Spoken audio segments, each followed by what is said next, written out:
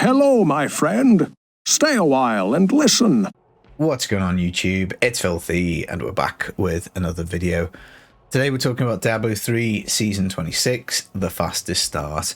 So we're basically going to rank the Haedrigs, we're going to talk about the positives, we're going to talk about the negatives because there are a few with some of them, and basically what I would do as a casual player in this game as to how to start off Season 26. Welcome to anybody who is new. There will be timestamps in the description, so if you want to jump from Barb to Necro or whatever, you can do so. I will link this document for you in the description as well. Any of my video links will be in the description.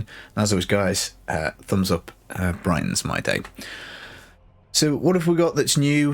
For leveling this season, absolutely nothing. It is the same process it has been for quite a while now. At 70, we do get big XP for the new mode, the Echoing Nightmares, which is going to be pretty good. This is a wave-based mode. It ends on death or when you get overwhelmed. So when there's so many monsters on the screen, it will end that for you. And yeah, that'll be the end of the mode, and you have to start it again. A Primal Scream is the key to open one of these things. You get 100% drop chance on a Primal Scream after any greater rift, so even just level 1 numero uno, you'll get a Primal Scream, so pretty easy to get into the Echoing Nightmares. Now, as well as massive XP, you're also going to get augment gems as a reward, and it's gonna put on a lot of Paragon very fast. It's also going to put on a lot of augments very fast, so it's going to be a fun season, you know, a new mode. I'm really excited for it. I did play it quite a bit on PTR. It was fun. It might get a little bit repetitive because the maps, there's only a few of them, but the rewards with the augment gems, I think, really do offer just a wonderful way to build up lots and lots of different builds and lots of different classes. Obviously, we've done videos talking about that in the past. So if we deal with things in alphabetical order, we'll start with the Barb. 1 to 70, Barbarian's got quite an easy multipliers to get. You can do the braces for the Hota and Slam, so Hammer the Ancients and Slam.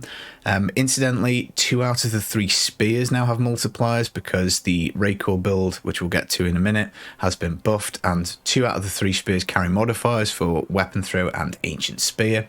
So upgrading those is probably going to be a good one to do. You can still do two-handed mighty weapons if you would like, but I think the spear probably would be the way to go. We're going to test that once the patch goes live. Barb also gets a huge amount of damage reduction with a Band of Might ring. Obviously, it's going to be quite lucky to get one of those in your 1 to 70, but it can happen. You can roll shards for rings, but you can always go back and pick this item up. So Barb, kind of like 1 to 70, I think is probably pretty easy class. There's no real difficulty with it, and it'll kind of depend on what you get out of your upgrades. Now, looking at the Raycore set, this has been buffed for this season, so that's great. It's new. The 2-piece, the Furious Charge, is refunded when you hit only the 1 target. I personally think that's crap. It's not really very useful as 2 pieces go.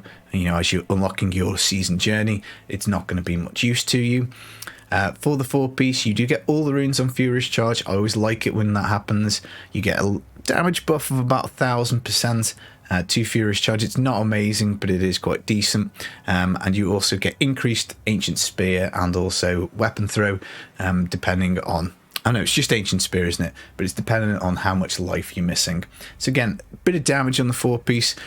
I've put meh, maybe that's a little bit harsh. The all runes on the Furious Charge is nice. You are getting damage on that, and you are getting damage on Ancient Spear. So it's not the best 4-piece in the world, but it's not the greatest. So I guess meh, maybe is fair.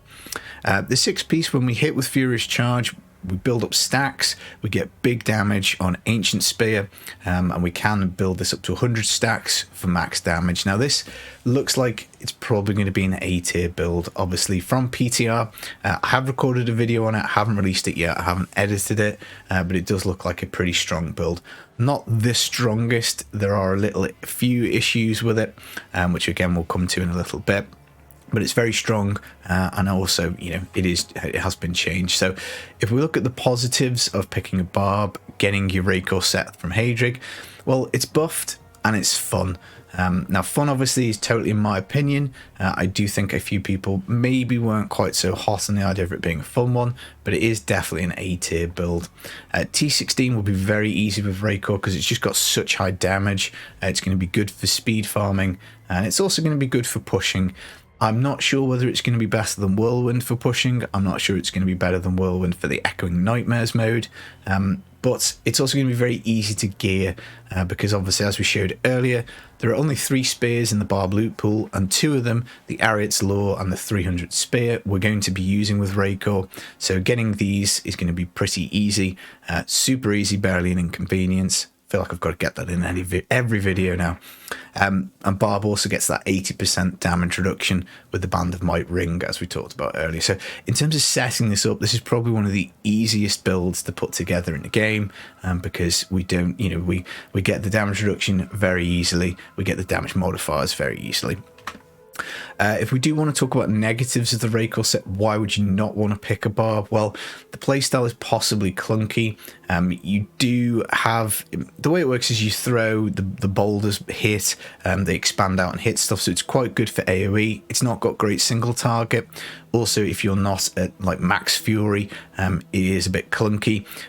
So, it might not necessarily be the favorite build. Like sometimes you can play it and feel godly. Sometimes you can play it and be like, oh, I'm not really doing that much damage here. Obviously, it's something you'll pick up. It's not a hard build by, I don't want to oversell the negatives here. But if you just pick it up and start using it, you might find it a little bit clunky. And as we say, single target might not be that great. To set up a Raycore Barb, as we say, it's pretty easy. Ariat's Law Spear, 300 Spear. You're just going to upgrade spears with Haedrig, no problemo. You also need the Skullar's Salvation Braces. Braces can be a little bit fiddly. There are quite a few in the pool, but generally speaking, you're going to be spending blood shards on braces. And once you've upgraded your 2 spears, by all means, you can start upgrading braces. So as I say, pretty easy build to put together. Some things to consider about the Barbarian class in general. Z-Barb is always in demand. I found personally over the last few seasons, you can make good progress with a Z-Barb, but there are plenty of people who are willing to do it. So if there is some kind of XP meta that involves a Barb, invariably it will do, because you're giving extra damage and extra toughness to your team. Z-Barb's always going to be welcome, so even if you're not like a high-end DPS player, you'll probably be able to jump into some groups, whether that's in Rifting, whether that's in Echoing Nightmares. It certainly is going to be, a very viable and very useful, very desirable and sought-after build, the Z-Barb. Whirlwind is also going to be great for keys. I'm looking forward to making a T16 Raycore video when the patch goes live, because we're not sure how it's going to go from PTR, Raycore to live. But even if, let's say, Raycore, I think it's probably not going to be great for bounties, to be honest, with the mechanics of the Furious Charge. But Whirlwind will get the job done. Spin to win, baby. It's a classic. It's very good. It's very powerful. So again, with the augments, with the power for the Barb, you can stuff a lot of move speed into a Barb. So it is pretty good. Moving us along to the second class, we've got the Crusader. For 1 to 70, multiplier's pretty easy to come by. You've got to be quite unlucky not to get one. So you can get shields, which is going to either be the Hammer's shield or the Sweep Attack shield. I personally much prefer the Guard of Johanna, which is the Hammer's one, to the Roland's, which is the Sweep one. But the Sweep one is fine. You will have a decent time leveling with it. If you do get the Sweep Shield, you can go for Braces, which are the Van Braces, Gabriel's Van Braces. They give you huge resource cost reduction because they return Wrath when the hammers hit. I think it's like 3 or fewer enemies or something like that. I have done the shield for the hammers and the braces, and it's lovely for leveling, and it's also not too shabby when you get to 70. In general, though, I'd say Crusader's probably on the slow side to leveling. The hammers is definitely the way to go. If you get the sweep, then you're a bit limited because the AoE isn't quite as good. But yeah, it's fine to level a Crusader. It's just maybe a little bit on the slower side. Again, just my opinion. The Invoker set is what you're going to be rewarded once you complete your season journey. This is another one that has been buffed. The 2-piece gives you a little bit of AoE thorns and increases your thorns damage generally. I think that's meh. I probably wouldn't be putting this on. I probably would just carry on with hammers personally. The 4-piece I think is utterly rubbish for building out a character. You get 50% damage reduction after casting Bombardment. That's on like, I think, a 60-second cooldown when you start off. So pretty rubbish. You're not going to have 50% damage reduction the whole time. You really do need to find the matching belt for this. So it can feel a little bit rubbish to play with 4-piece Invoker.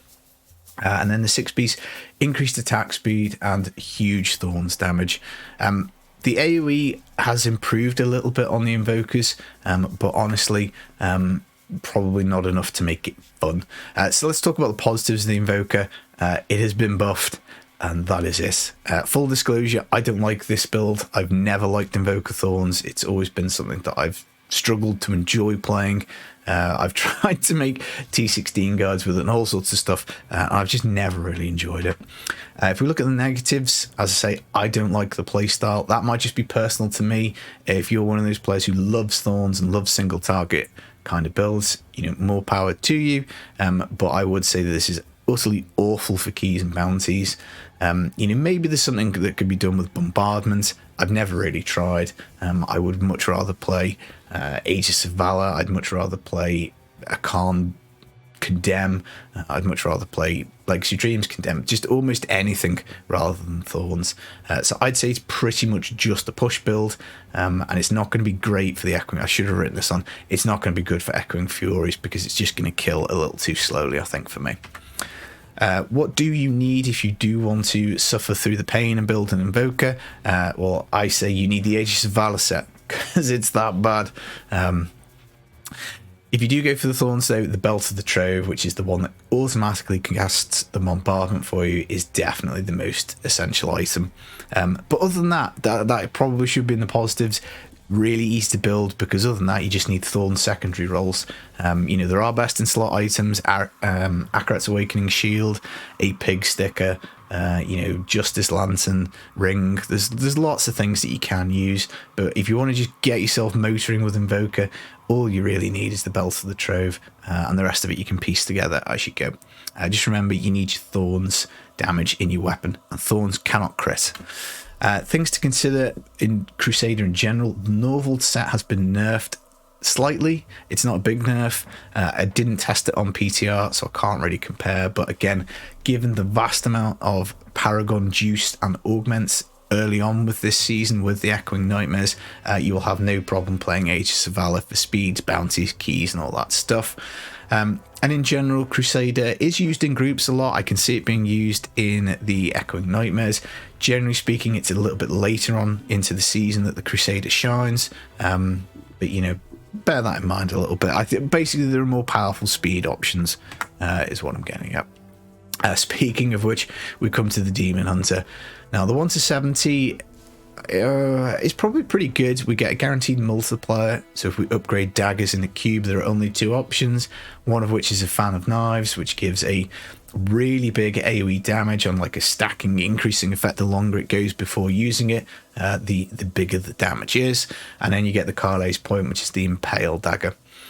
You can also get damage reduction if you roll braces 1-70 Raps of Clarity. Really handy to pick up a 50% damage reduction, whether it's through leveling and trying to help yourself out doing the Cursed Chest leveling, or whether it's just for after 70 and you're looking to increase those torment difficulties. 50% damage reduction is nice. And if you do get the Carle's Point dagger, you can always save your shards until level 31 and go for the Holy Point Shot Quiver, which is the other multiplier for Impale. I think Demon Hunter is pretty fast to 70. Chakrum's pretty good as well. I think the Carle's dagger just on its own is a little bit overrated by the community. I don't think it's quite that powerful. But you never know. You might hit the quiver as well, in which case it's probably GG's. You're going to get the Marauder set from the Haedrig's Journey. This is the companion and sentry set. So the 2-piece, we get all the companions. I've put decent. Again, I think when you get all the runes for something early on, it is quite powerful because you're getting you're getting damage reduction, you're getting damage, you're getting pickup radius. There's quite you're getting some hatred. There's quite a lot of decent things in the companion. So the 2-piece I think is kind of nice. At the end of the day, it's only a 2-piece. 4-piece is amazing, 400% sentry damage, and they cast some skills for you. Obviously, you have to look at the set and go through the ones that it does for you. But it's big damage, it's great. As soon as you get the 4-piece, you're really going to feel that damage increase, and that is going to be pretty nice.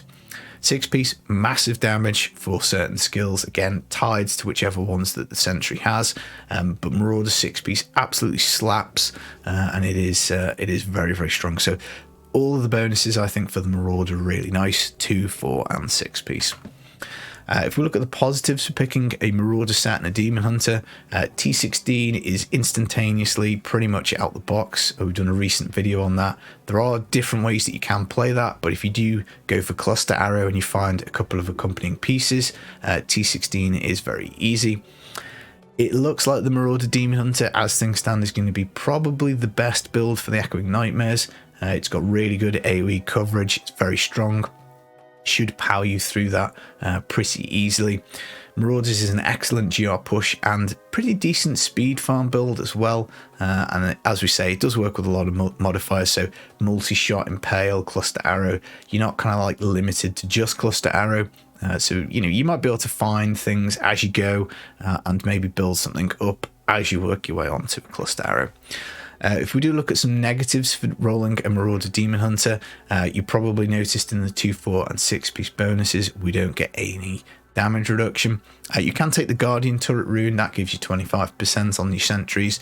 You can also, as we talked about, get the Wraps of Clarity braces, so it's not like you're completely devoid, but if you just run the 6-piece set with nothing else, you're going to be squishy. It's just how it is. You also need to place the sentries down each floor. That's a little bit of a pain in the butt. When you go to a new floor, you're dealing no extra damage. You have to get your sentries down. So for that reason, a bit of cooldown's kind of handy. And Marauders, whilst we have done a video saying, look, with very minimal requirements, like 600 sheet damage, 600k sheet damage is what we had in the video, but I highly suspect you could do it with a lot less. It does get T16 done, but by all means, it's not very fast. It's not a great T16 build for the fact that you've got to put the sentries down. The sentries cover an area, but really it's going to be dependent on the map as to how fast you get a T16 done. Whereas if you use something like the Gears of Dreadlands, Inner Monk, even Legacy of Dreams Mages on a Necro, for example, you'll be beating out a Marauder Demon Hunter. So it definitely gets the job done, but you don't want to be doing keys with it. Items needed, Bombardier's Rucksack for the extra sentries obviously is essential for the 6-piece. More sentries, more damage. I've put down the Manticore Crossbow because Cluster Arrow seems to be the most powerful skill that we've got with the Marauder, so upgrade those two-handed crossbows in the cube. And if you do want to pick up some damage reduction, Zoe's Secret Belt will give you quite a bit. Belts are notoriously hard, so again, blood shards for them. They are cheap for blood shards, only 25, but there's lots of belts in the pool, so again, don't be afraid to go upgrading, trying to get one. Some things to consider. ZDH is great for groups. This is going to be no exception for the Echoing Nightmares. Lots of extra damage is going to be applied by the ZDH, and also damage reduction. The Gears of Dreadlands is probably S tier, so it's probably very, very close to the best, if not the best build for keys and bounties. Obviously you don't get the God set, but it's not that hard to get that up and running, and in my opinion, all of the Demon Hunter sets are fun. So Impale is fun to play, Gears of Dreadlands is fun to play, Marauders, Natalia's is probably my least favourite, but still, you've got rapid fire and stuff with that, so it is pretty good. And multi-shot UE, we don't play that so much these days, but I do like that build. Moving us on to the Monk 1 to 70. You've got a good chance of multipliers here. You can get the Crusader's Boots, which is the money maker. That's the one that you want for the Mystic Ally damage. You can get Riviera Dancers. I always say Rivera Dancers for the Lashing Tail Kick damage. LTK is a pretty strong skill early on, and there's a bunch of braces you can get. So Wave of Light braces, Exploding Palm braces, even the Binding of the Lesser Gods open up in the pool pretty early, which are the Mystic Ally braces. If you do happen to run Mystic Allies with the boots, it's probably the easiest leveling experience you will have in the game. Your chances of getting the boots are fairly high, so I wish you all the best. Say your prayers to RNGesus and you'll be at 70 in no time. Inner set for the monk, definitely an S tier one. The 2-piece, we get the increased passive effect of Mystic Ally and also your base mantra. I've said meh. It's not the best 2-piece. We're not really getting terribly much out of this. It's not bad. Again, the extra utility from it is decent. So I don't know, maybe meh's a bit harsh. Maybe it should be okay. The 4-piece is very meh. The base effect of all mantras. Again, it's helpful. Don't get me wrong, but it's not like 400% sentry damage as an example. And then the 6-piece, big Mystic Ally damage. And then once you get the 6-piece, you are absolutely flying with an Inner Monk. So positives, Inner Monk T16 out the box, and that literally is out the box. Once you put on the inner pieces, that, full stop period, you'll do T16. I will try and link a previous Inner T16 video that we've done. It's going to be excellent for the Echoing Nightmares. The water allies have got really big AoE coverage, so that's going to be really nice to play. Very powerful early on. As we say, S tier for speeds, push, and bounty. The bounty build, I think in particular, where you mix the inner with the Raiment Monk, again, I'll link the video, is phenomenal. Definitely the best bounty build for me in the game. You don't need a weapon because, well, one, you get one as part of the set, as the last point on the slide, but there's no real weapons that you definitely need to run it. Don't get me wrong, Ingeum is going to be nice. An Echoing Fury Mace is going to be nice. Ingeum's a sword, by the way, just in case you needed that. But it's not like you're relying on something specific, so it's pretty easy to set up. You can find yourself like almost any weapon, and it'll do. I think I was running around with a primal, some kind of mad primal axe or something when I started last season as Inner Monk. And also, a positive is Water Ally has been buffed. Now, it hasn't been buffed directly, there's no damage increase or anything like that, but they no longer desync, which was definitely one of the bugbears I had with the Water Ally. If you pressed your button at the wrong time, it could really chuck off your rotation, could chuck off your damage, and that seems to be happening a lot less in the second week of PTR. So I put no desync. Obviously, we're going to be optimistic and say that that will carry through and that you're going to basically be able to play it a bit more button mashy and a bit more brainless. Obviously, some people will say that's a bad thing. Being a filthy casual player, I kind of like it. I like playing speed builds quite brainlessly. Inner set negatives, kind of hard to find some negatives for Inner. It really is that good, but a couple of things to consider. The fire variant, the push build, has been nerfed due to a change on the braces, and the only other negative I can think of is this is probably going to be the 3rd season in a row that a lot of people will be playing the Inner Monk. It's fun.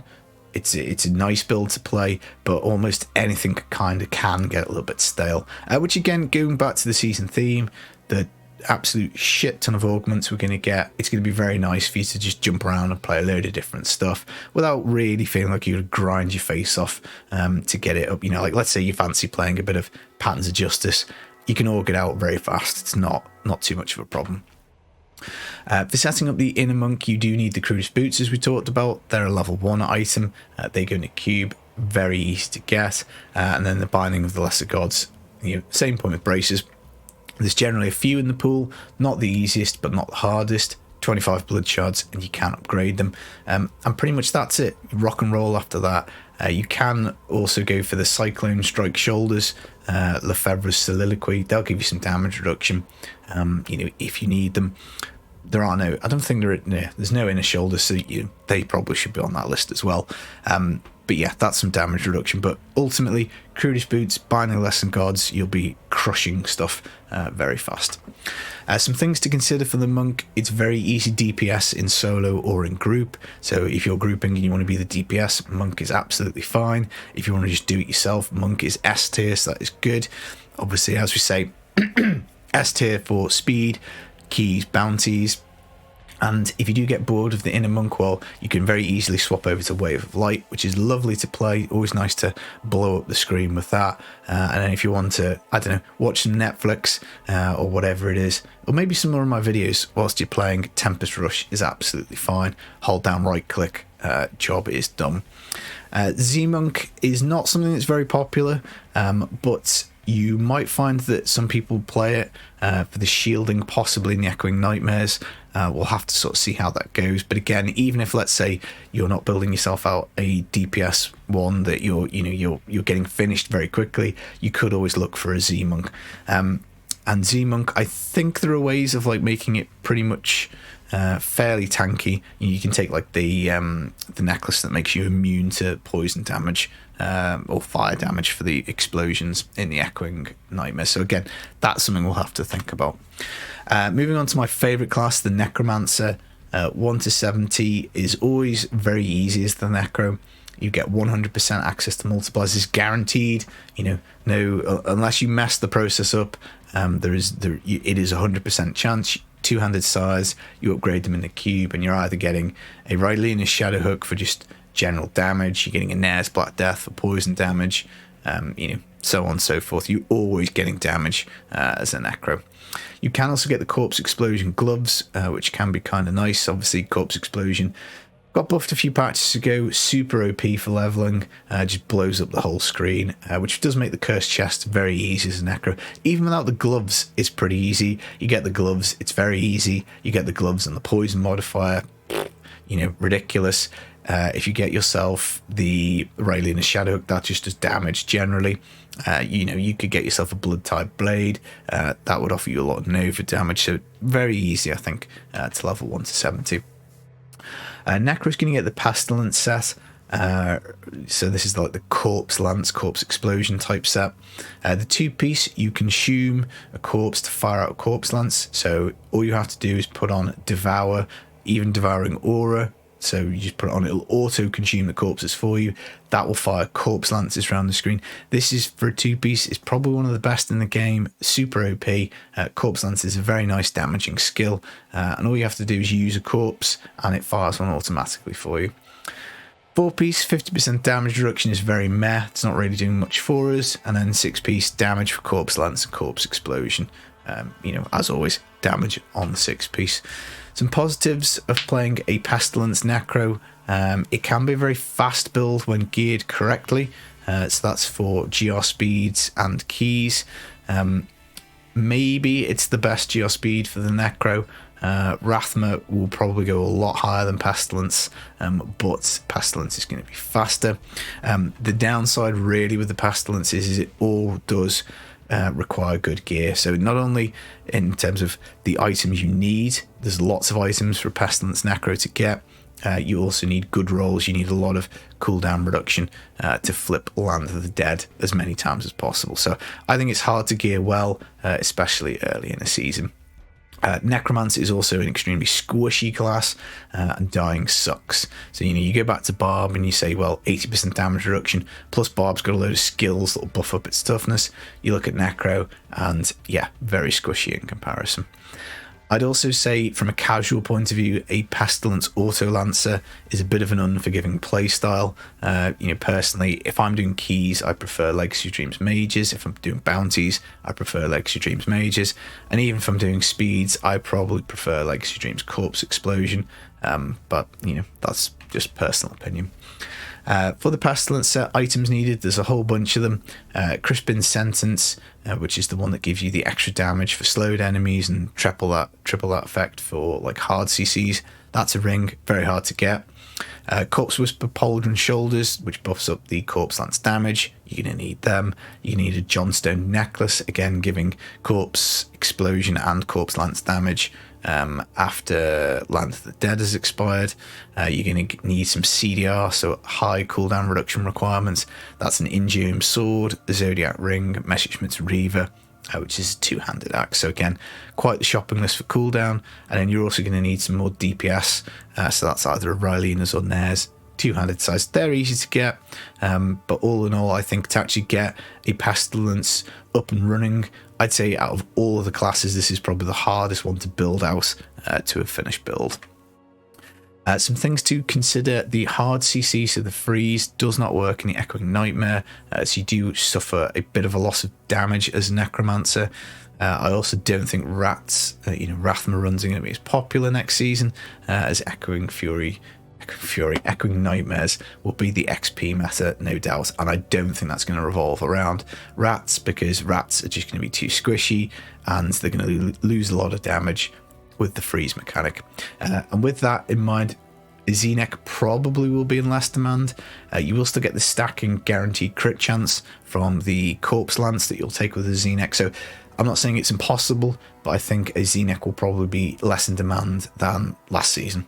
I'd also, probably pains me to say that Necromancer is possibly the worst class for speeds, the weakest. Again, Rathma is okay for speeds, but again, there's nothing, like you look at Inner Monk, you look at Gears of Dreadlands, Whirlwind, they're all very easy to play, they're all very powerful. You don't have to get all the gear rolls correct, you don't have to be big brain and know exactly what you're doing. Necro, I think, is the other way around. I think it's very punishing until you get it right, so I'd say, sorry Necro, I do love you, but you're probably the weakest at the moment. Moving us on to the Witch Doctor, 1 to 70. You're going to get easy multiplier, so Gazing Demise offhand is normally what you go for. I think you can go for the Scrimshaw. Again, I probably should have looked that up first. That's the Helltooth zombie charger weapon. I think that's quite easy to get as well. But just even if you just go for the Gazing Demise offhand, Massacre bonus leveling, Witch Doctor has always been the king or queen of that. Very easy to chain enemies together to get those huge XP loops going, so very easy leveling for the Witch Doctor. Zuni Master Set is what you're going to get from Haedrig. The 2-piece, you get an 80% cooldown reduction on Fetish Army. I think that's completely meh, probably wouldn't bother using it. The 4-piece, 3% damage reduction for each fetish. Again, I think that's really meh, because one, it's not that high until you get some items and get your fetishes going. Again, you know, you have to hit to generate fetishes, and yeah, it's still not great. Zuni's very squishy. 6-piece, big damage for Fetish Army, but you have to hit with a mana spender, which is kind of the drawback, I think, to Zuni's. But let's be positive, it's a very strong build. I think it's decent for speed, keys and bounties. You can use Zuni's. I have made guides, I think, or maybe I haven't made guides, but I did play this a little bit last season, Zuni's. It's fine for them. And you get a ring and you get an offhand, so you do get some extra items. It's like with Inner, you're getting yourself a weapon. For Zuni, you're getting yourself a ring and an offhand. Looking at the negatives, Zuni is squishy. There's no two ways about it. The Lacumba ornament changes have helped this, but until you find that, you are quite squishy. I think it can be clunky, and the reason I say that is you've got to tag with the mana spender. That's not the easiest thing. It's not like Legacy of Dreams, Dagger of Darts, where you just simply mow everything down. You don't need to do any tagging. And as I say, the damage reduction can be a bit clunky. If you die, you could build your fetishes back up. So I'd certainly say it's in the harder end of builds to play. And in that regard, it can be not fun to play, because, you know, fun and hard. Some people find hard fun. My experience is the vast majority of people don't like hard. They like fast and blow up the screen. Zuni items you will need to build out your character will be a Dagger of Darts dagger, the Carnival Voodoo Mask, Mask of Jerem for the pet damage again, so Voodoo Masks. Upgradable, not too bad, but you need to make sure you're upgrading Voodoo Masks. Rolling shards for them is difficult because they're in there with all the other helms. Depth Digger trousers or pants is going to give you more damage. That's pretty easy to get. And then some extra DPS, so a Convention of Elements, a Squirt's Necklace, an Echoing Fury, that type of thing. Things to consider about Witch Doctor. Mundanugu will be S tier, I think, for Echoing Nightmares, just simply because of the way that works with the mechanics and the density. Mundanugu, I think, will be okay for speeds, but don't forget it did get nerfed a few patches ago, and there's no soul shards to help buff it up. So again, it's kind of moved down, I think, a little bit in the speed kind of, you know, category, meta and listing. We do have Legacy Dreams Dagger of Darts. I think that's easier to play for Zuni, so that is probably what I would be looking to do for my keys and bounties. And then you can just simply spray the screen with the Dagger of Darts and you should be good to go. So that does make keys and bounties quite fast. Witch Doctor has got the new offhand, so you can, you know, move very fast. You can do chicken, which is very fast. There's a lot of move speed passives and abilities for the Witch Doctor. A lot of access to fear with the Larceny Ring. So overall, a very zippy class, I think. And it does offer a variety of sets. So, you've got Jade, which is a very different playstyle with damage over time effects. You've got the Zuni with the fetishes. You've got Helltooth with either zombie chargers or Gargs. You've got Arakir with spiders. And you've got Mundanuga with Spirit Brush. So a really nice variety if you want to make yourself a Witch Doctor and play that. And then coming to Wizard, which I think is the last one that we're going through. 1 to 70, I'd say this is the worst access to multipliers out of all of them. Wizard Spike Dagger is probably your best bet for an upgrade. 1 in 3 chance with that one. You can roll shards on a Winter Flurry offhand. It's very meh. It's very minimal damage. And you probably want to wait till 33 to do an Etch Sigil, because that will at least give you a modifier.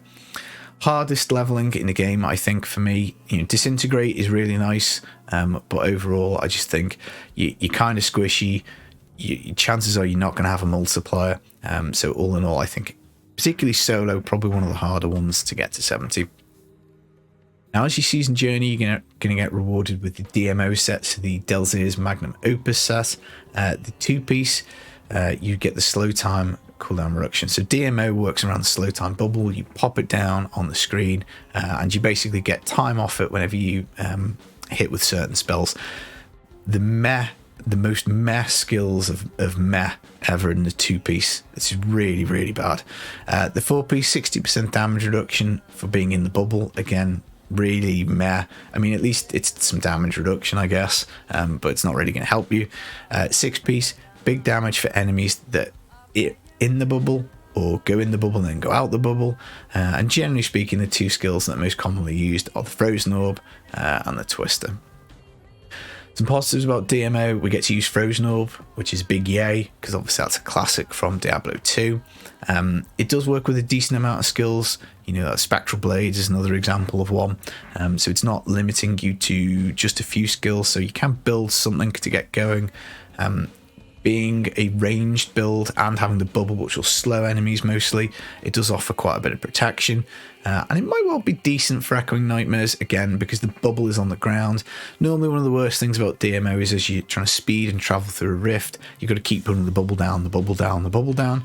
Whereas the Echoing Nightmare, the rift's very small, so hopefully speaking, the bubble will just kind of stay there. I didn't test it on PTR, so that's just a little bit of speculation on my part. Some negatives from DMO: tagging with the bubble is really annoying. If you're wanting to do a quick 2-minute rift, probably not happening with a DMO wizard, because you've got to pop the bubble down, you've got to wait for the enemies to dozily walk in it, or you've got to put it on top of them, so it's a bit clunky. And for that reason, it's not great for speeds, and it's not great for keys. And I imagine it's utterly horrific for bounties, albeit I've never tried it because it just sounds that bad. The DMO set items needed, this is going to be for the Frozen Orb kind of variant, so there are different ways to play it, but you can get yourself an Unstable Scepter, which is a wand, the Triumvirate, which is the source, both of those buff Frozen Orb. Wizard Spike Dagger, again, you get this chance to fire the Frozen Orb when you attack. You can get some damage reduction from Blood Braces, so Ashengar's Blood Braces. Hail of Karini Ring, that's kind of hard to find.